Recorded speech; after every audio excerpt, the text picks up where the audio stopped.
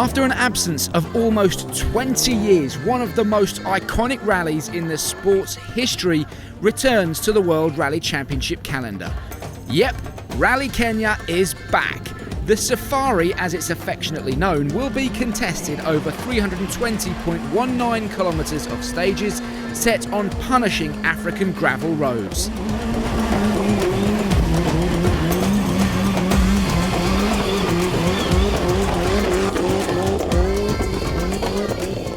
It will be tough on the drivers, it will be tough on the teams, and it will certainly be tough on the cars.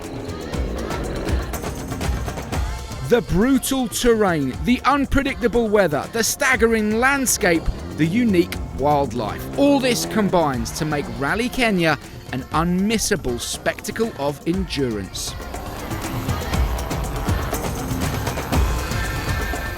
So, let's stroll down memory lane and look back at the history of this esteemed rally. Since the dawn of the automobile age, people have been competing to see who's fastest in their cars, consistently pushing the boundaries on longer and longer point-to-point races in order to test their mettle of human strength and machinery. The sport of rallying was born. Post-war boom led to a renewed interest in rallying, and at the start of the 50s, events began to become both better organised and more adventurous. And adventure was certainly the Safari Rally's calling card. Established in 1953, the first edition was a mind-boggling 5,160 kilometres long through occasionally hostile territory and over harsh roads. It's no wonder that it quickly became known as the toughest rally in the world.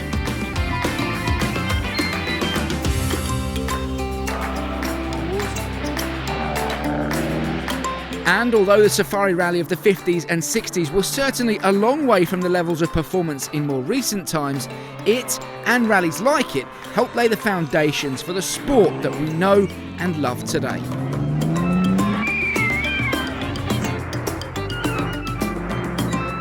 The early 70s saw the Safari become part of the World Rally Championship.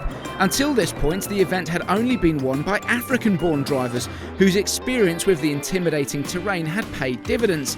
It was only in 1972, and before it was a recognised WRC event, that a European driver first tasted victory here, the legendary Hannu Mikkola.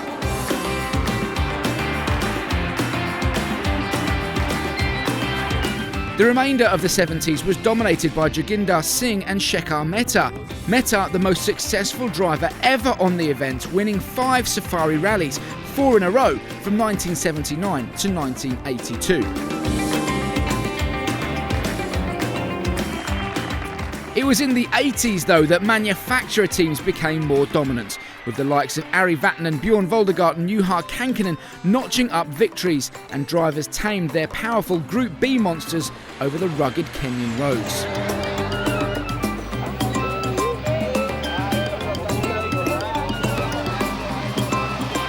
And as the 80s ended, Italian Mickey Biasion closed out 2 memorable wins in his Lancia Delta. Just some of the many celebrated performances from the 90s and early 2000s came courtesy of Carlos Sainz, who piloted his iconic Toyota Celica to victory here in 1992.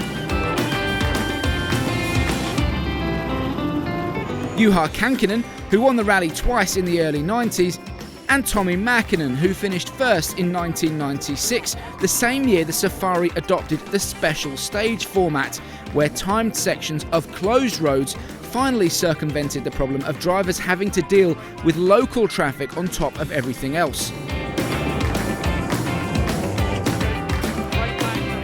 Then, of course, there was the British duo of Richard Burns and Colin McRae, who traded wins throughout the latter part of the 90s. In fact, McRae's third and final Safari win makes him the last driver to win this iconic event, with it having not been run since 2002. But now, Rally Kenya is back on the menu. Of course, the Safari of old has evolved to fit the modern-day WRC, but its character and prestige absolutely remains as this legend finally makes its long-awaited comeback.